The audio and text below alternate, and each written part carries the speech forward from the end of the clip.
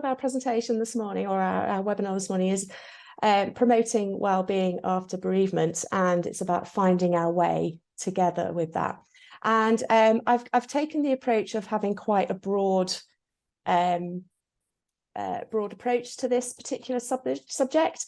And I guess what's important to just run through, I guess, set out how the presentation is for today, what we'll be covering. And those are the fundamentals of loss and bereavement, self-care, what that might look and feel like, how we can maybe stay connected or support staying connected with the person who has died, bereavement support and what opportunities there are available for bereavement support, and then sharing questions, ideas and reflections, because this is all about participation, isn't it, and how we can all know and learn from one another. So I guess just as by way of an introduction, so my name is Ruth, and I am a funeral director at Full Circle Funerals. And I guess through my own personal experience, but also through my time in this role, I have I guess a passion and an interest in bereavement support after the funeral, and recognising that what is available for people is very different in different parts of the country, for sure. And even within, our own relatively small circle of where we live, for example, it might be very different. And I facilitate peer support groups. I signpost people to bereavement support organisations, and I am a trustee at Bradford Bereavement Support. And it's through our work at Full Circle, where we try to make conversations about death, dying and loss more accessible. Part of that is also making bereavement support, conversations around bereavement, normalising people's experience of bereavement wherever possible and making it more accessible for everybody. It is important to note that I'm not a bereavement counsellor, nor am I a bereavement practitioner. That today is a summary of the reflections that I have taken from what things that people have shared with me and my colleagues, and what I see as part of our work in supporting people to create funerals that are meaningful and important and special for them, creating them to be as individual as the individual in life. I see that that's part of my work in supporting people and facilitating peer support groups. And today is about sharing some of those principles and ideas so that you can identify with what might help you and people that you are close to, and people that you are supporting. My first sort of question, I guess, is, who are we supporting in all of this? We may be supporting ourselves in a bereavement, and I would suggest that whilst if we are bereaved, we are also supporting people around us, whether that's, immediate family and friends, because in my experience, we as an individual are grieving the loss of somebody, we find ourselves acutely aware that mum is also grieving, or our children are grieving, or aunts and uncles are grieving. So it's really important that we know that in our grief and bereavement, we're probably also in all of that supporting other people with theirs as well. We might feel that we're in a silo, but often we're not. We are really aware of those emotional needs of those people who are close to us.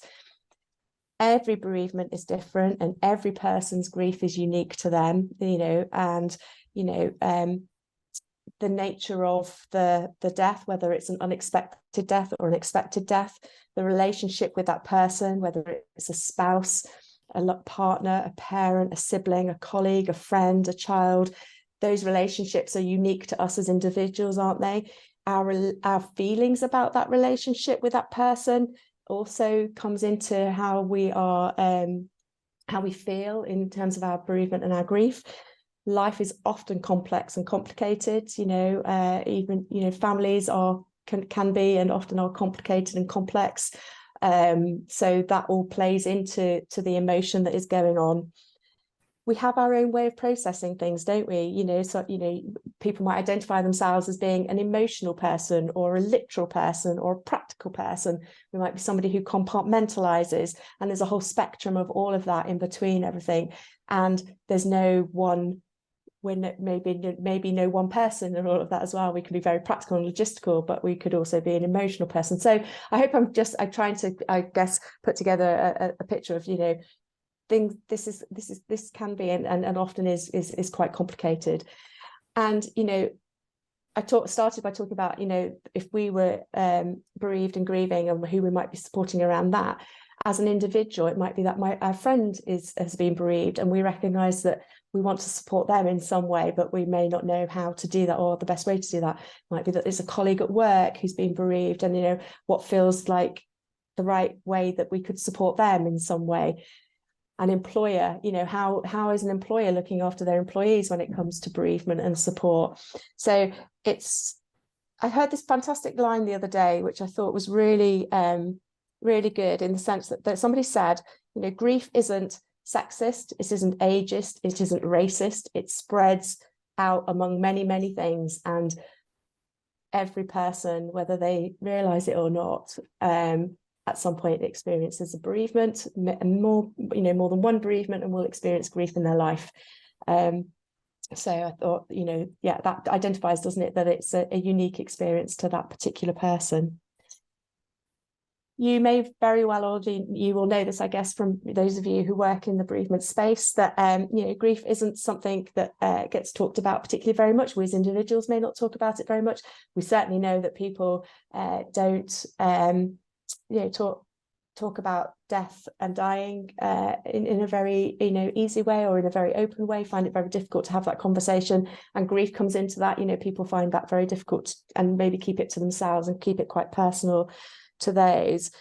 And if we were to think about words that people associate with grief, you know, if I was to ask you all and put in the chat box, you know, what one word would you associate with grief?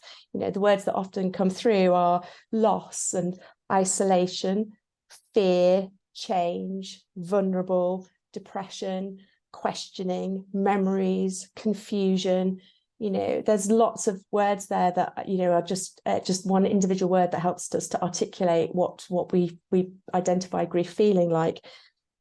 And culturally, there are differences, aren't there, amongst the cultures as to how easy we feel to express emotions, or how comfortable we are to express emotions, and that we may want to only express them privately and not really express them very publicly. And my colleague Sarah was telling me that there is a book called Atlas of the Heart by Brené Brown. And in her book, she shares that over the course of 5 years, she surveyed more than 7,000 people. And the average number of emotions that people could name was 3. And those were happy, sad, and angry. But we all know, don't we, as individuals, that, you know, we experience so many more emotions, and those, but to hang most of what we think we experience on those 3 is quite a narrow view, I guess. The idea of this slide is, you know, the fundamentals of grief. So what does it feel like, you know? And most people may associate grief with sadness, but there are many, many feelings: shock, numbness, the words I described earlier, denial and anger, relief and guilt. And often those 2 things often go together, relief and guilt. Some people might talk about the fact that they feel relief that somebody is no longer in pain, or that a difficult period of time has offered a release because they are no longer here. But then we feel guilty for feeling relief, and we question whether we are allowed to feel relief, and is that okay? So I think, you know, one of my favorite phrases is that, you know, as human beings, we're very good at doing guilt. And of course, within bereavement and grieving, guilt comes into that quite a lot. We often feel helpless. There is the yearning for somebody to be still with us still, and that trade-off we might do, or bargaining it's called, isn't it, where you say, well, if I'd done this, would this have happened? Or if I do this, maybe they'll come back. And this mind play is going on. And depression can feature when somebody's grieving.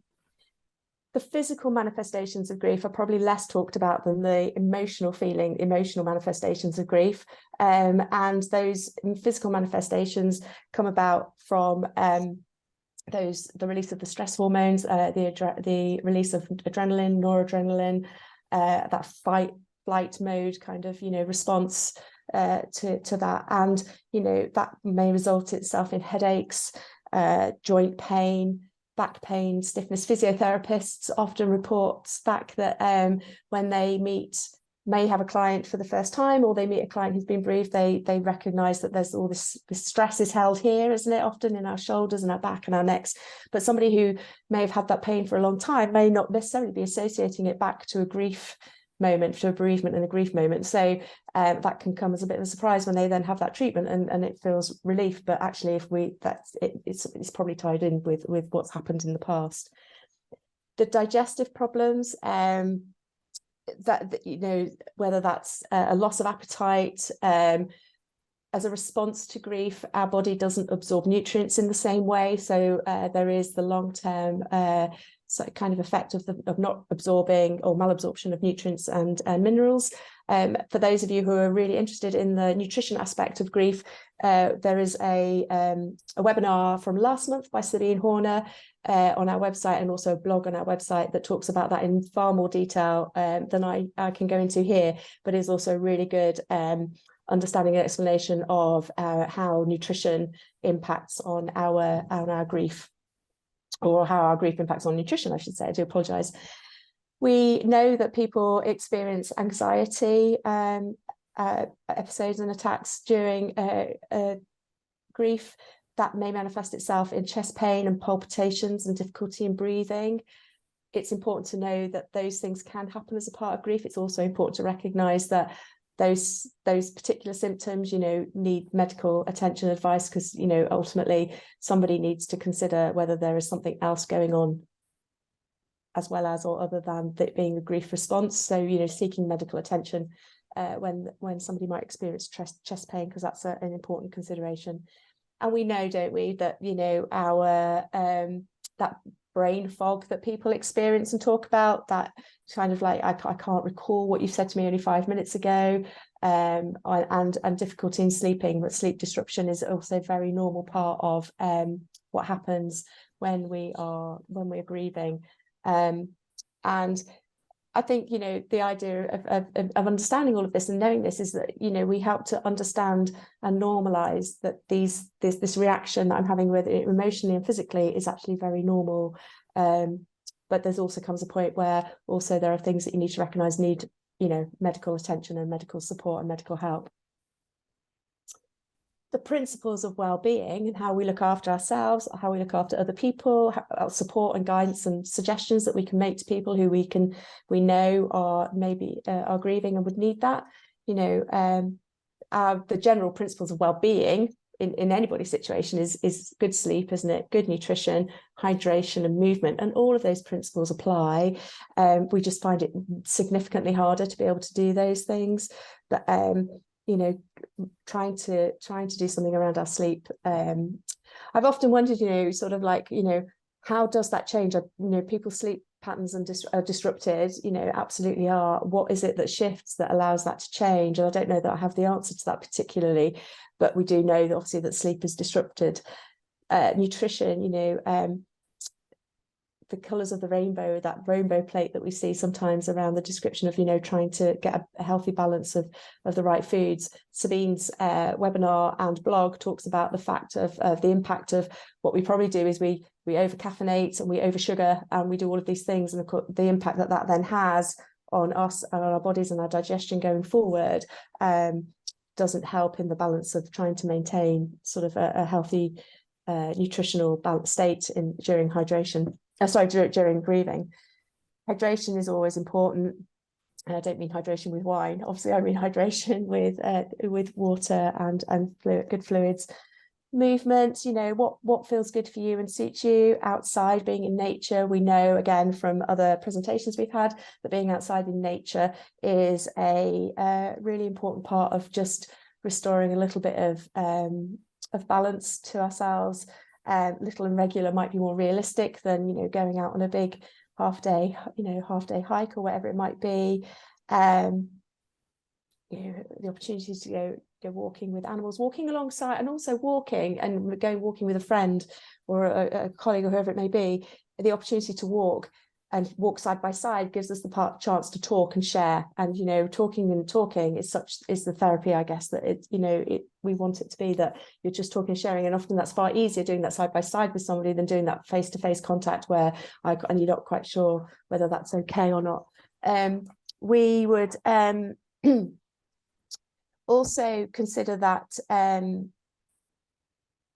other things that people have told us that they have found helpful: music, creating something, art, creating something, whether that's needlework, drawing, mosaicing, whatever it may be. We're not talking about doing this on a very professional level. We're just talking about engaging in something mindfully that helps you to just express your own feelings and what you're doing, and how things are for you, in a way that just, again, doing something side by side with somebody often feels like it's far easier to speak and share in that way. So music's a really powerful emotive thing, isn't it? It helps us to remember happy times. It can be consistent with how we're feeling. You can create songs yourselves. There are organisations, particularly in our area here in Leeds, who will help you to write a song as a legacy and in memory of somebody. They also do that with people who are receiving end-of-life diagnosis and care, and so that they can create a song that, you know, creates a legacy for their family. And I've seen those played at funerals where, you know, that's shared in that way, and, you know, helps to keep that connection. Writing poetry, creative writing, journaling, putting into words how we're feeling. You don't have to keep those things that you've written. They could be, there's quite a bit of, there's some symbolism in there, isn't there, of writing it and then, you know, putting it to a candle and it going up in flames. I remember hearing very early on that that's quite a way of just sharing, you know, letting that go, if you like, in that way. We have a community post box here where people can write letters. They can go into the community post box, and then they're not read by anybody, they're not opened by anybody. They will then go to our community garden, either in a ritual of having a toast to people and putting them into the fire, or they're going to be mulched into compost and then used for the wellbeing garden to grow food for people in our community. So there's lots of different ways that may help people, but you know, a barrier to conversation is sort of, you know, a fear of feeling that you're being, I don't know whether that's that fear of being silly in doing anything that feels helpful or creative. And of course it's not, it's just you're finding a way in which you can do something that is helpful.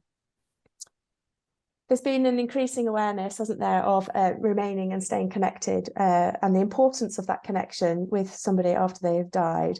And people will have their own way. I've got another slide that's going to bring us to some ideas and suggestions for that.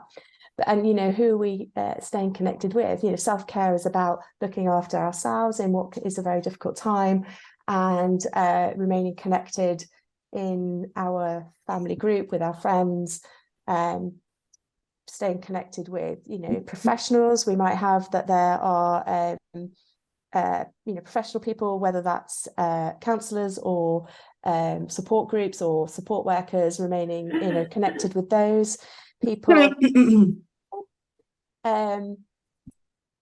Then remaining connected with family, connecting with the person who's died, remaining connected with our religious and spiritual leaders and faith. There's lots of things about what people need and feel is important for them, and about understanding what that is and what those actions might be. So the continuing bonds theory is a theory that when somebody has died, our relationship that we have had with them does of course change. It changes because they're no longer physically with us, but what can we do to acknowledge that change and do something with that change that means that we are keeping ourselves connected to them in some way? And those rituals around the continuing bonds theory can support really healthy bonds. And I think this is also particularly key for children as well as it is for adults.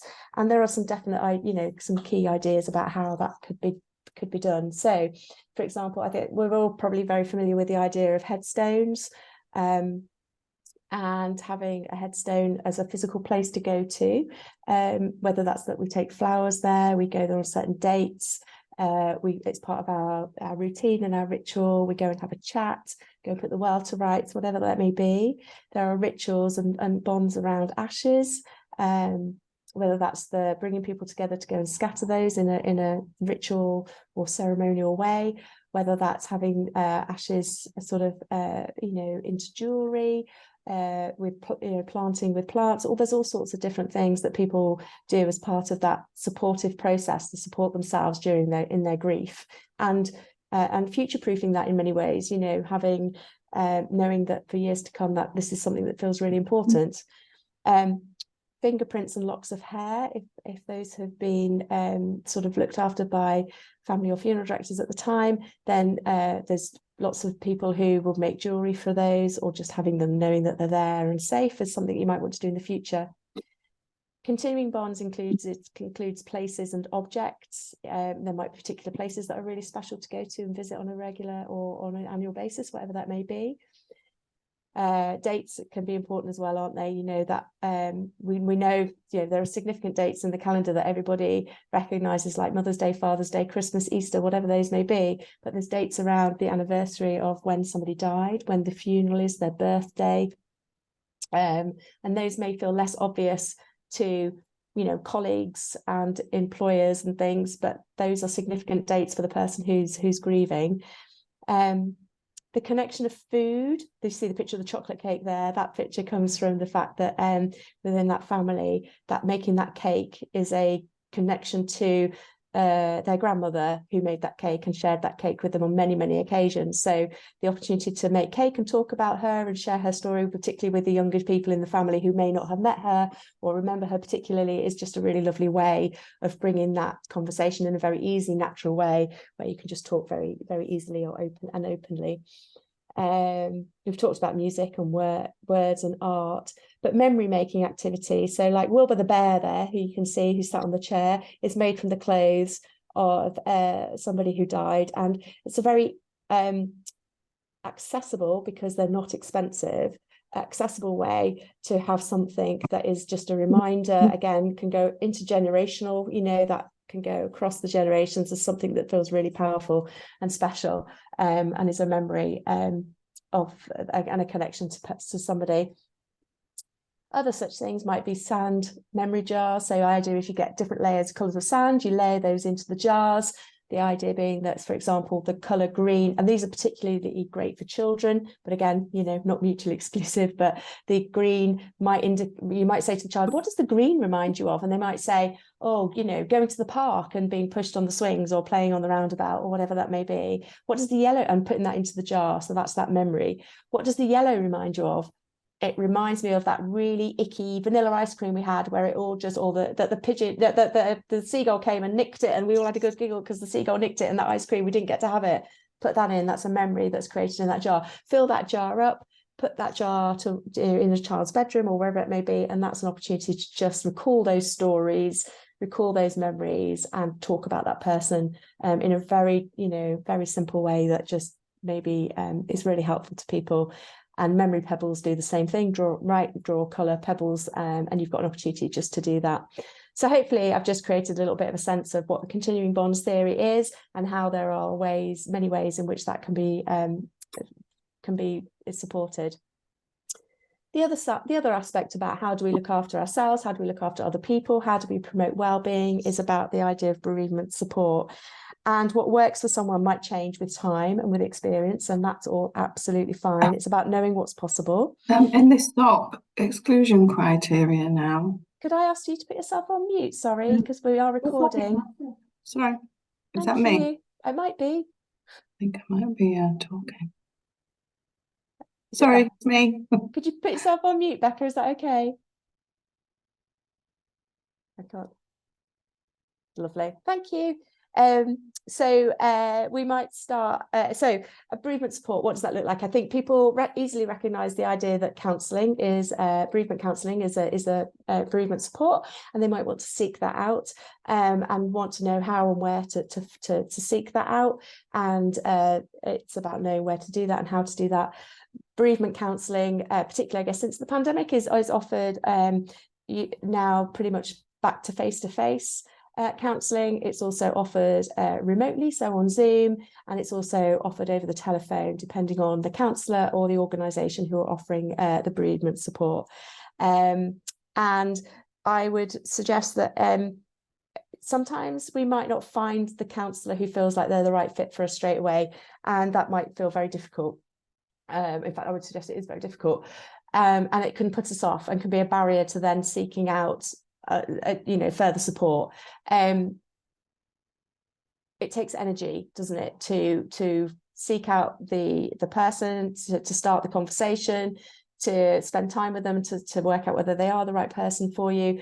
And energy is something we often don't have at this point. And I would always advocate for, if you haven't found the right person, please don't be put off. Please give yourself some breathing space and try again, and reach out to professionals who might be able to support you to find the right person.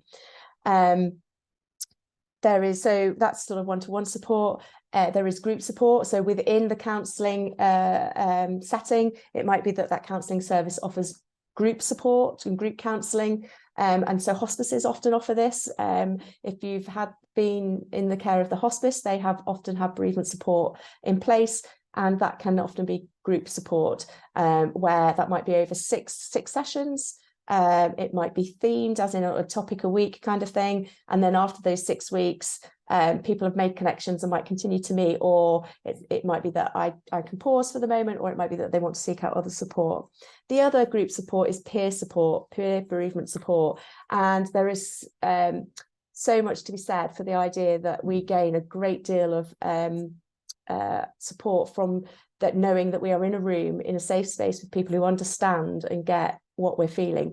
We all know that our grief is our grief and our own grief, but we are on a similar path. We understand how each other's feeling, and can share and sympathise and empathise with how that is, but not tread on the toes of going, well, your grief is worse than my grief, or my grief's more important than your grief, because that's not how that works.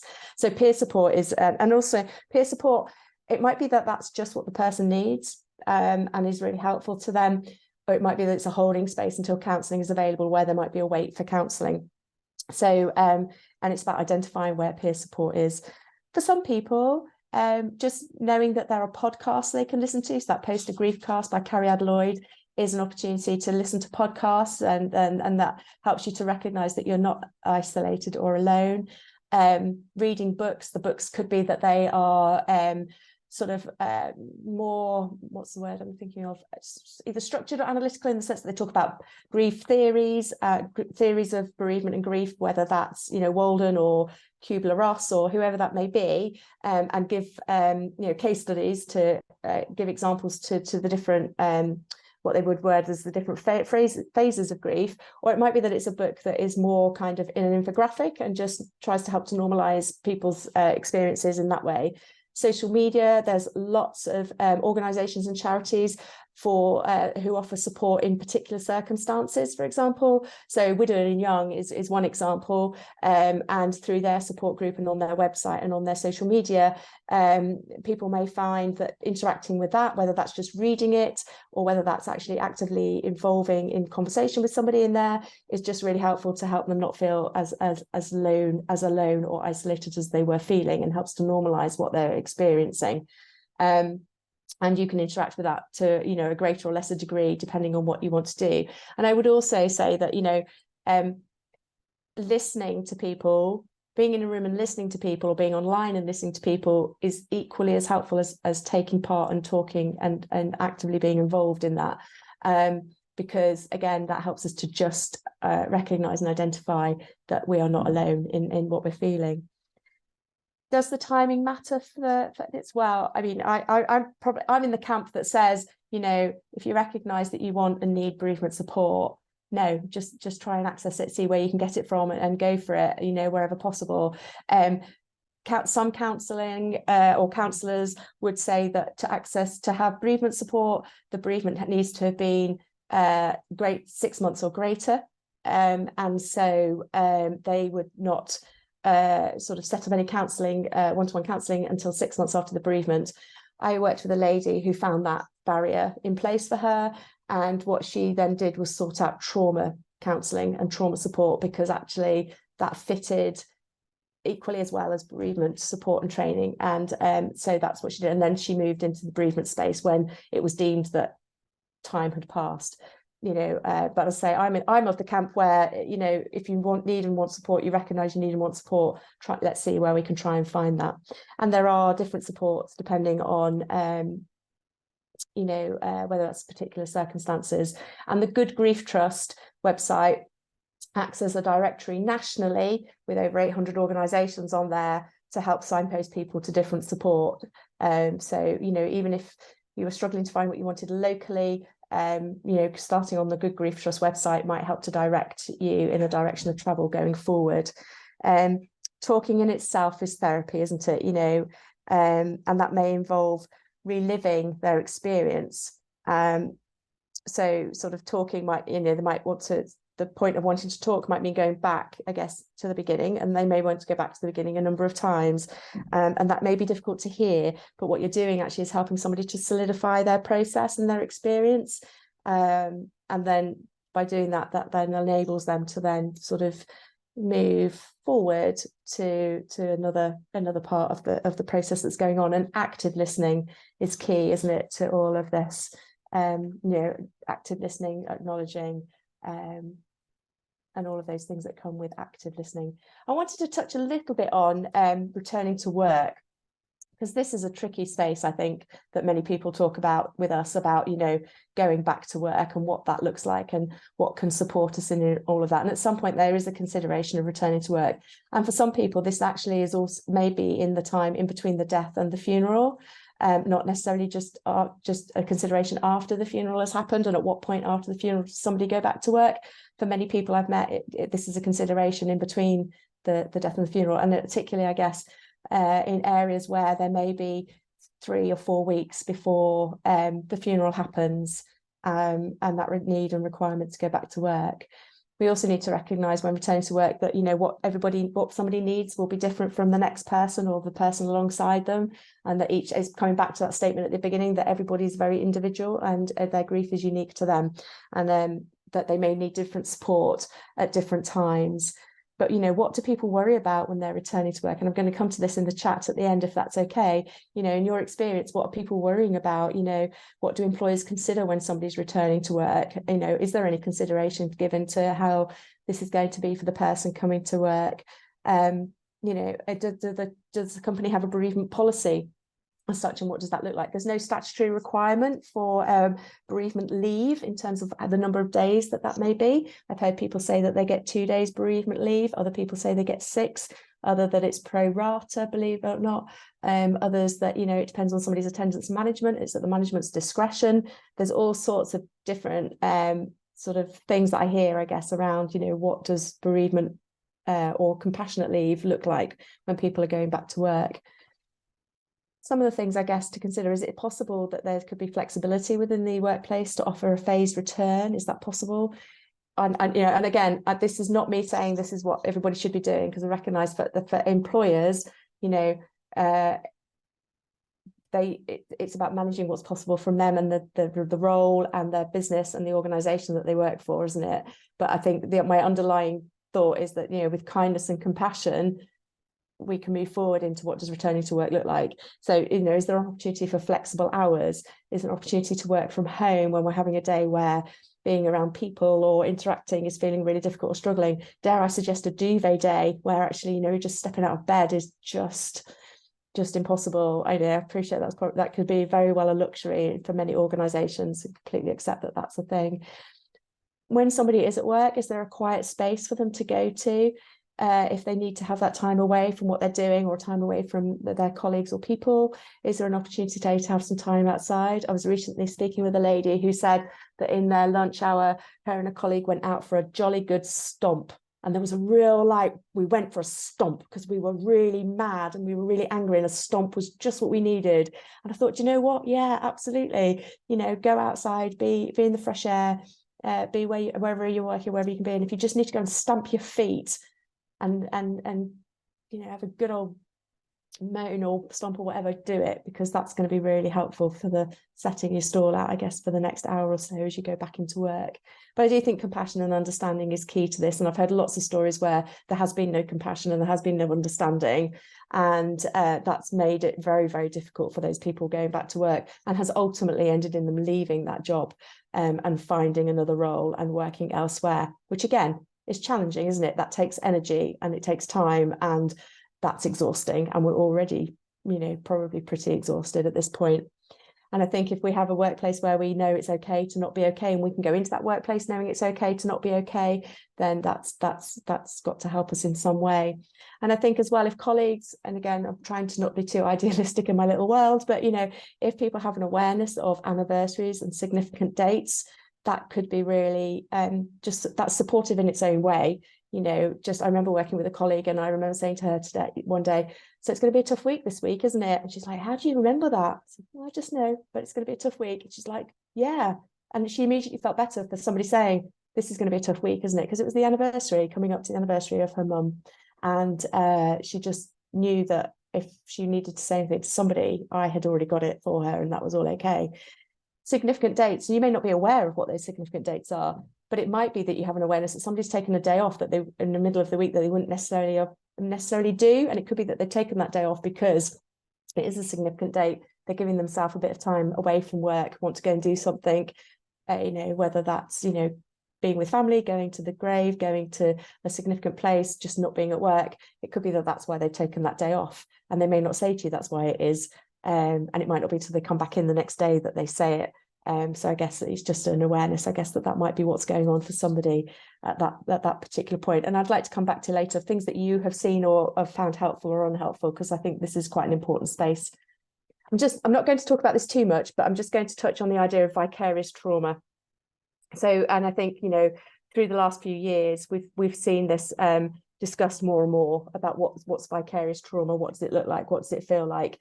And by the nature of what the last few years have brought for us in terms of the pandemic, and those working in healthcare and social care, and not even just everybody really, we've seen we've seen the people experience pain and suffering, and we can identify with them what that is and how that feels, and it becomes part of our own experience, and we feel like we're living through that vicariously through them, that being what vicarious means. We're living it through them.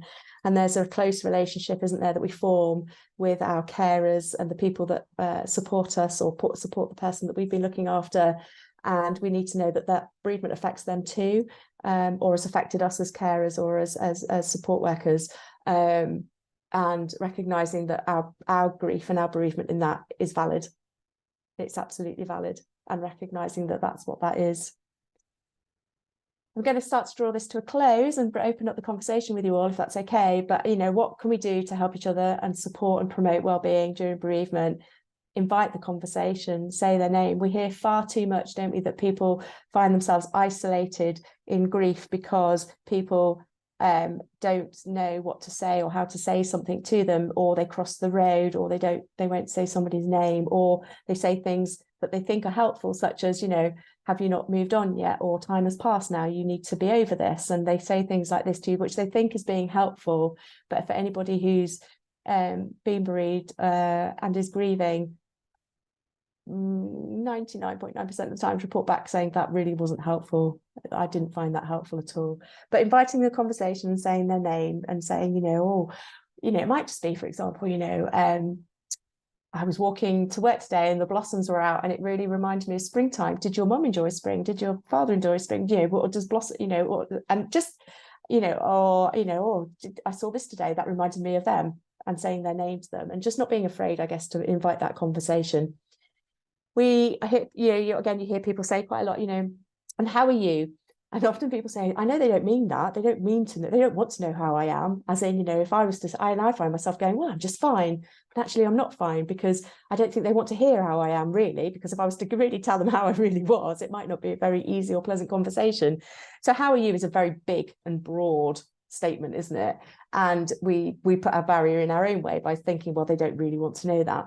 If somebody was to say to you, how are you today? that might open up the way of saying, well, today I feel a bit rubbish, or today's a really hard day, or today's a good day, but yesterday was hard. It kind of narrows that field down a little bit and maybe just helps to open up that door slightly. I help to facilitate a peer support group on Zoom, and we see each other once a month. And there are people who are there on a regular basis. And the way that we start that group is by saying, you know, how have you been since we last saw you?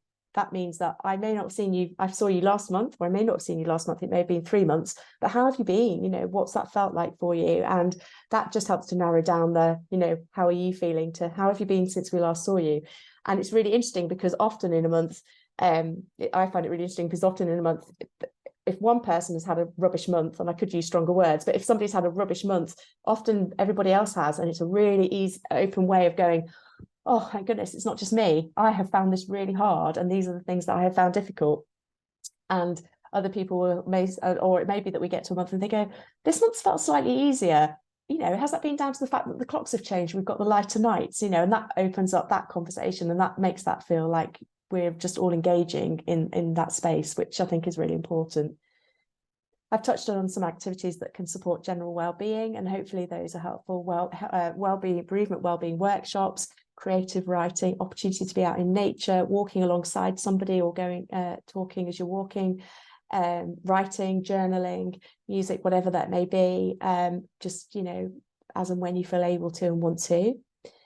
Inviting the connection, you know, we talked about conversation, but that invites connection as well. And keep trying, you know, what somebody may not want to be able to do one day, they may well be able to want to do another day. And that just opportunity to not just to keep trying and to keep going with that. And hopefully that helps to just make that easier for somebody in some way or other.